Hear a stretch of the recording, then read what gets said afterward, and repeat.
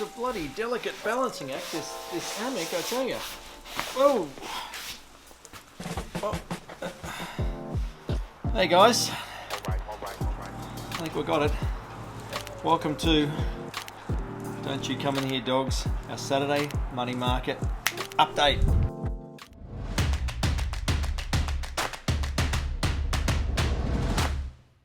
Oh no, I'm going to tip out. No, tip out. No. So I'm just reading about Elon Musk here. I like to stick it up him because he really is a donkey when it comes to many things. He's a genius, I know that. He's got a wonderful business, but the CEO of a company is the custodian of your money.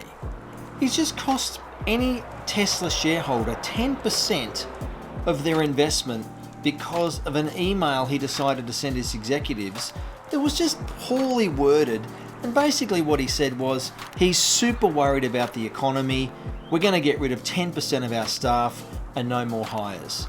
The share price sank 10% on Friday. I mean, the way he behaved with Twitter, the way he behaves as a CEO, I can tell you, if you want to own something that Elon Musk's owned, you've got to be prepared to gamble with his temperament and his attitude and his, in my view, lack of ethics. You would never see a great CEO that has been around for a long period of time behave in this manner. It just doesn't happen. And what it tells me, it goes to show what sort of person he is. He is not selfless, he's selfish, because he just doesn't care what other people think.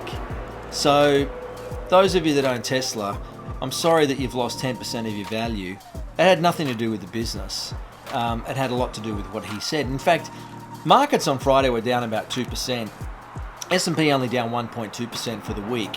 And some of that was on the back of what Musk said, because that comes on the back of what Jamie Dimon said earlier in the week about a hurricane. But the media jumped all over it. I went and found the article, the interview on YouTube, and I actually listened to what he said. He didn't say there's a hurricane coming. He said there's a hurricane out there. There's a hurricane out there that might come ashore and might be ahead of us. We don't know when it might happen, but we don't know how big the hurricane might be. He didn't say a hurricane is on the way. So you really do need to make sure you don't listen to a lot of these media people and these analysts and journalists, because I can tell you, they've got no idea what they're talking about. I think oil prices, we're going to get used to this new norm with respect to oil prices being high, and this is going to maintain high inflation. Yes, interest rates are going to go up. Yes, we're going to see some demand destruction and all of those things I've been talking about. But I think we're in a period of time right now where inflation is more than likely going to stay high for the next 3 to 4 years. And what I'm talking about is inflation above 3.5%, maybe somewhere between 3 and 5%. Could we see a recession? Maybe. I don't predict those sorts of things. I just own great quality businesses. But the point that I want to make is I think we will see inflation stay relatively high. We'll see a new norm for inflation for the next few years. And if you don't own businesses with pricing power, if you don't own businesses that can afford to put their prices up without consumers being overly negative and walking away from the product and service and going somewhere else. I'll give you an example. Alphabet. Alphabet's a business, owns Google, owns YouTube. You know, Google is a great example. It's a search engine, but it has massive amounts of advertising. The world cannot advertise its products and services today without Google, without online advertising. You can try, you can put an ad in the paper, but it's a waste of money. You can put an ad on TV. People don't watch TV these days. Most people are looking online, they're looking at social media, they're looking on things that Google own, YouTube, etc.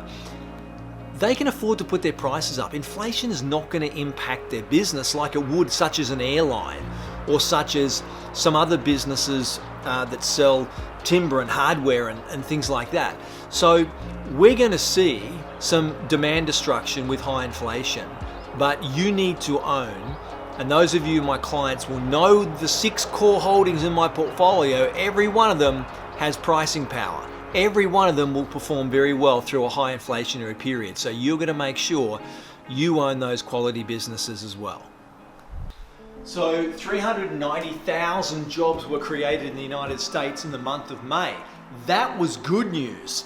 But on the bad news side of things, that will likely mean that the US Fed is going to put interest rates up. Now, if the US Fed puts interest rates up, that can be seen as a drag for earnings. So we had a yin and a yang on Friday. We had good news with great jobs growth. We had bad news that more jobs means a stronger economy. A stronger economy means interest rates are likely going to go up sooner. We already know that. We're looking long term. We're not worried about the short term.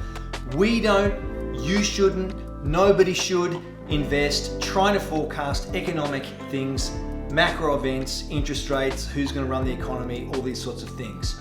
You own shares of companies. You don't own stocks. You don't own the stock market. You own shares in businesses. That's what's going to see you become wealthy over time, owning those businesses for the lengthy periods of time. Did you know that one share of Coca Cola, if you had bought it when it first listed in the early 1900s, one share was $40 when Coca Cola listed. If you had it held onto that one share and reinvested the dividends, by 1993, that one share was worth 2.1 million. Now, I know that you're never going to have that opportunity to do that over that many years, 80 years. But what I will tell you is things like Warren Buffett started buying Coca-Cola in 1993. He also bought the Washington Post with $10 million in 1991. 10 years later, that investment, the dividends he was getting every year was $7 million. That 10 million had turned into $400 million. Own great quality businesses, buy them at fair prices, and sit on your ass. That's it. I love sitting on my ass. And if you'd like to come and join the Ass Sitters Club here at Trading Mastery, just get across to our website, tradingmastery.com.au. Until next week, happy trading.